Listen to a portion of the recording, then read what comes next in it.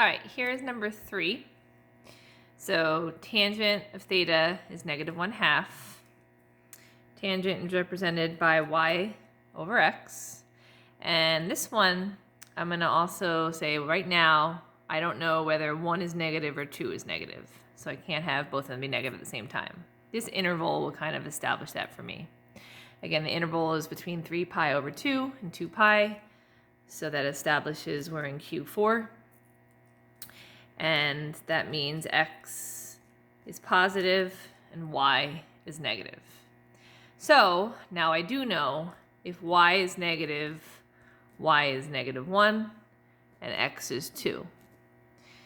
Again, with this, I still need to also know what the radius is. In this particular question, when I substitute my values in, 2 squared is 4, plus -1 squared is still 1, positive 1. My radius actually ends up being a radical, so radical 5. I can't simplify that any further, so my radius is radical 5.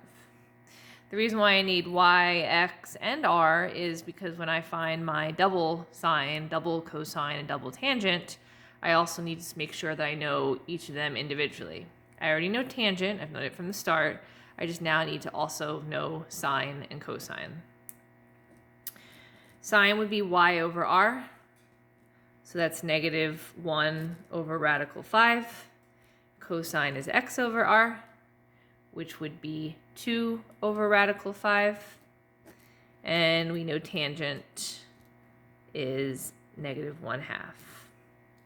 Okay, now with these two right here, we all know that we can't have a denominator in the, we can't have a radical in the denominator.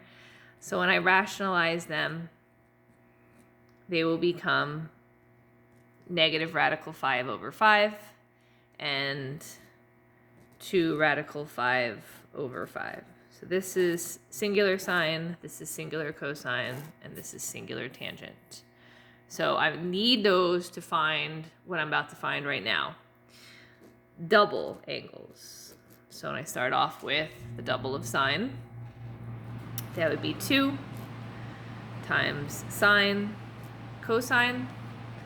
That's negative radical 5 over 5 and 2 radical 5 over 5. Now what I'm going to do is I'm going to multiply these all by each other.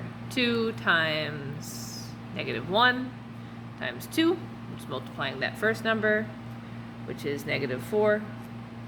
And then when I multiply the radicals in the numerator, radical 5 times radical 5 is just 5. You would originally get the square root of 25, which simplifies down. Then across the denominators, 5 times 5 is 25. This will all eventually simplify down. If I take that next step, multiply them by each other, I have -20 over 25, but like I said, that could simplify. They're both divisible by 5. So double of sine would actually be -4/5. Then cosine, double of it. I'm just going to switch things up. Remember, cosine as reference on the sheet, you can find a variety of ways. On the previous question, I used the first one, so now I'm just going to use the second one, just to show you that they all are the same, like they'll all lead to the same answer. So 2 times cosine is 2 radical 5 over 5. We're going to square that and then subtract 1. I have to also multiply that by 2, sorry. All right, I'll start with the parentheses and square first. Then I'll multiply by 2, then I'll subtract 1. So this is very good practice for dealing with fractions, squaring, radicals. I mean, all of this applies to this lesson. 2 squared is 4. The square root of 5 squared is just 5. Basically, the radical cancels out. And the denominator, 5 squared, is 25. We'll keep going.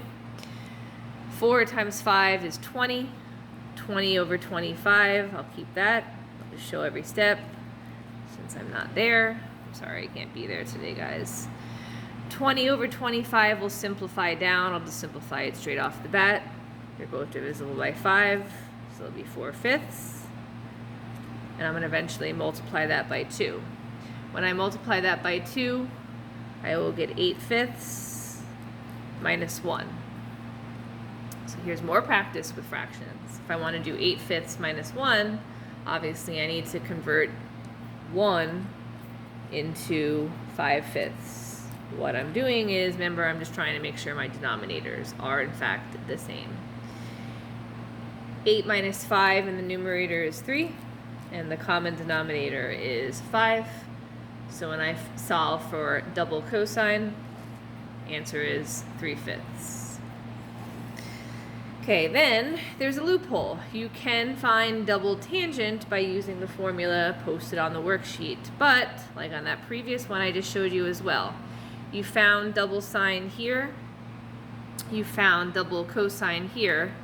If I want to find double tangent, all I have to really do is find the respective y and x, because that's how you'd find singular tangent. So I can use the same rule for double tangent, etc. Y from sine is -4, double sine, and x from double cosine is 3. So if I just use that, that is a much quicker way of finding tangent. So double tangent is -4 over 3. So as you do all the double angle questions, obviously note that you are using a lot of fractions. All your answers will be in fraction form.